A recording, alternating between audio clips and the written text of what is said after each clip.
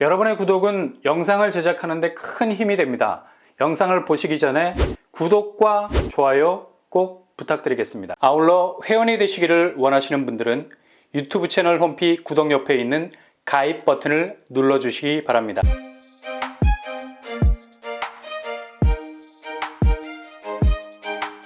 안녕하세요. 뻔뻔한 북덕방입니다. 지난주 부동산 규제 완화가 11월 10일에 발표가 됐죠. 상당히 강도가 높은 완화 조치였습니다. 그만큼 집값 하향세가 생각했던 것보다 예상을 벗어나는 범위 밖으로 가고 있다는 거죠. 하향 안정화라는 기본 틀에서 뭔가 왜곡의 조짐을 보이고 있다는 건데요.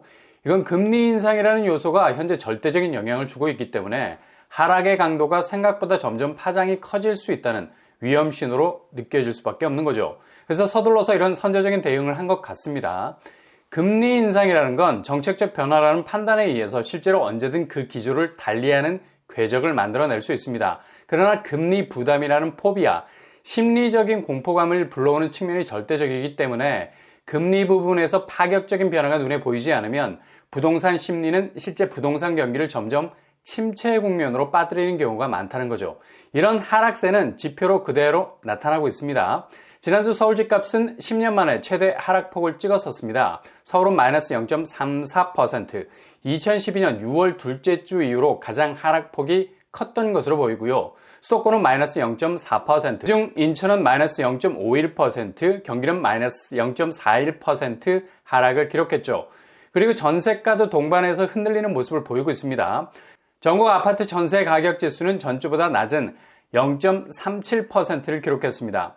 이런 지표는 그대로 구체적인 가격 하락세라는 낙폭으로 나타나고 있죠. 한눈으로 쓱 봐도 서울 수도권 경기권 아파트 하락세가 두드러지는 곳들이 눈에 들어오게 됩니다. 특히 서울은 송파권 쪽 아파트들이 굉장히 약세를 보이고 있는 상황이죠. 올림픽 3인방이라고 부르는 올림픽 패밀리, 올림픽 선수촌, 아시아 선수촌이 약세를 보이고 있는데요. 특히 올림픽 선수 기자촌 1단지 40평대가 신고가 26억에서 20억으로 6억 정도 하락한 거래가 있었습니다. 여기는 5,000세대 이상의 대단지죠. 1988년도 올림픽을 대비해서 건축이 된 곳이라 연식이 오래됐습니다. 그래서 재건축 논의가 한창 진행 중인 곳이죠. 이런 정비사업적인 리스크도 연관이 돼 있기 때문에 하락폭을 더욱 키운 것 같습니다. 그리고 최근 송파 쪽에서 대표적인 낙폭을 보이고 있는 엘리트, 잠실 엘스, 그리고 리센트, 트레지움이 하락세가 큰 지표를 보이고 있는데요. 먼저 잠실 엘스는 대략 7억 정도 하락세를 보이고 있습니다. 직전 신고가 27억에서 20억의 거래, 처음에 송파 쪽에서 이 정도 하락폭을 기록한 아파트가 나왔다는 것 자체가 정말 신기할 정도로 하락폭이 컸었는데요. 5,000세대 이상의 대단지죠. 잠실 엘스가 또 한 번 주목을 받은 이유는 공시 가격이 실거래가보다 높아서 화제가 되었었죠. 대체로 공시가는 실거래가를 100% 반영하지 않기 때문에 실거래가보다는 확실히 낮은 수준을 유지하는데요. 집값이 계속해서 하락세를 보이다 보니 공시가가 더 높은 가격대를 유지하게 되는 가격 역주행이 일어나게 되는 거죠. 그것도 송파에서 기본 공시가보다 실거래가가 더 낮은 지표를 보여주는 것 자체가 충격이라 말할 수 있겠습니다. 그리고 리센트 26억에서 19억의 거래가 되고 6억의 낙폭을 기록했습니다. 여기도 5,000세대 이상의 대단지죠. 그만큼 의외의 가격대가 나올 수 있는 변수가 많은 곳이라 할 수 있겠습니다. 그리고 엘리트 중에 막내 트리지움, 여기도 낙폭이 6억 정도를 찍었습니다. 24억에서 18억의 거래, 여기도 최근에 거래가 된 곳인데요. 거의 3,000세대를 훌쩍 넘어가는 매머드급 단지입니다. 역시 아주 다양한 스토리를 가진 급매가 일어날 수 있기 때문에 낙폭이 클 수 있는 가능성이 많다고 봐야죠. 그리고 대규모 정비 사업이 준비 중인 잠실주공 5단지, 여기는 송파 아파트들 중에 상당히 낙폭이 큰 것으로 나타나고 있습니다. 34평이 거의 9억 가까이 하락폭을 기록하고 있죠. 송파 쪽에서도 4,000세대 가까운 대단지 아파트, 그럼에도 불구하고 속절없이 계속되는 하향세가 이어지고 있는 상황입니다. 이렇게 송파 쪽 하락세가 두드러진 이유 중 하나는 바로 송파가 토지거래 허가구역으로 여전히 강력한 규제 속에 규제로 묶여있는 곳이라서 아무리 급매물이 쏟아진다 해도 기본적으로 이를 소화해 줄 수 있는 수요가 나타나기 힘든 상황입니다. 그러니 거래는 거의 올스톱된 상황에서 계속해서 가격은 하락하고 있는 상황이죠. 그리고 최대 규모를 가지고 있다 해도 과언이 아닌 송파 파크리오, 거의 7,000세대 대규모 단지죠. 낙폭은 7억 정도를 찍고 있습니다. 직전 신고가 25억에서 17억으로 떨어졌죠. 이렇게 엄청나게 큰 단지일수록 의외의 한방들이 나올 수 있는 겁니다. 11월에 거래가 된 것으로 보이고요. 급매로 나간 건 분명한데 워낙에 단지가 크기 때문에 가격이 천차만별이라 볼 수밖에 없는 거죠. 세대 수가 많으면 그만큼 사연도 길어지고 가격도 다양할 수밖에 없다는 얘기입니다. 이 부분은 염두에 두셔야 되고요. 이렇게 떨어진 낙폭이 전체 아파트 자체의 호가라는 평균율로 자리를 잡는다는 건 조금 어려워 보이죠. 그리고 강동구에서는 고덕 그라시움이 기존 16억 정도의 직전 신고가에서 9억에 거래가 돼서 7억 정도의 낙폭을 찍었습니다. 고덕 그라시움은 전체 5,000세대에 가까운 대단지죠. 그리고 2019년에 건축이 된 비교적 신축에 가까운 단지를 할 수 있겠는데요. 이렇게 큰 폭으로 거래가 된 건 강동구의 하락세도 본격 시작이 된 걸 알 수 있는 대목이고요. 그것도 신축 대단지가 집중이 되어 있는 강동구 대장단지들 중에서 7억의 낙폭을 기록한 건 굉장히 상징적인 의미가 크다고 볼 수 있겠습니다. 강동구는 송파와 비교적 가까운 접근성을 가지고 있기 때문에 송파 쪽 하락폭의 영향을 절대적으로 받을 수밖에 없죠. 최근 송파 쪽의 완연한 하락세를 흡수했다 해도 과언이 아닐 만큼의 큰 낙폭이었던 것 같습니다.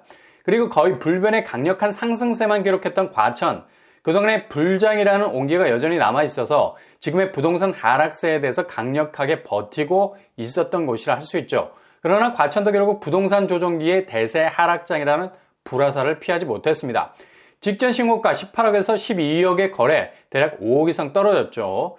과천의 시세 기준표라고 말해도 될 정도로 3,000세대 가까운 대단지인데요.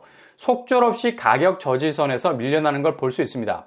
일단 과천이 이렇게 하향 조정을 받을 수밖에 없는 이유는 바로 그동안 탄탄하게 매매가를 받쳐주고 있던 전세가가 주저앉기 시작했기 때문입니다. 전세가가 지난 9월보다 3억 가까이 내려앉은 걸 볼 수 있죠. 호가로 6억 9천을 기록하고 있습니다. 이렇게 전세가가 제대로 받쳐주지 못하니 당연히 집값은 떨어질 수밖에 없는 거고요. 갭 투자를 할 수 있는 엄두가 나지 않죠. 전세를 끼고 공격적인 매수를 할 수 없는, 그러니까 저항할 수 있는 저지선의 뚝이 무너진 겁니다. 당연히 전세가가 약세장을 보이니 매매가는 더욱 추락할 수밖에 없고요. 아마도 과천에 이런 하향세가 지속이 될 것으로 보입니다. 그리고 인천은 송도의 하락폭이 크고요. 송도 더샵 센트럴시티 11억에서 6억으로 거래, 대략 5억 정도 하락했습니다. 그동안 송도의 상승폭을 그대로 반납하고 있는 상황이죠. 이렇게 저점일 때 진입하는 것도 좋은 전략이기도 합니다. 여전히 송도는 잠재성이 살아있는 곳이기도 하고요. 그러나 신중하게 접근하셔야 되겠습니다. 동탄도 시범 한화 꿈의 그린이 17억에서 12억 선에 거래가 돼서 5억 정도 낙폭을 기록하고 있네요. 동탄 하락세에 신호탄을 쏘아 올린 곳이죠. 그러나 실제로 급매로 나온 물건들이 소화가 된 것으로 보이고요. 하락폭은 크지만 여전히 집주인들은 매물을 내놓으려 하지 않죠. 조정기가 끝나게 되면 여전히 많은 호재들이 살아있는 곳이 동탄이라서 이런 단편적인 급매 하락폭만 보고 판단을 하기에는 실제 동탄의 부동산 심리는 여전히 상승장을 꿈꾸고 있다는 것을 체감할 수 있는 곳입니다. 이렇게 지금의 하락세는 공통적으로 대단지 아파트들 위주, 그러니까 그만큼 하향 조정될 수 있는 의외의 변수가 나올 수 있는 확률들이 높은 곳이죠. 하락폭의 평균값은 분명 아닙니다. 그러나 추세는 뚜렷한 낙폭이 있다는 건 염두에 두셔야 할 듯합니다.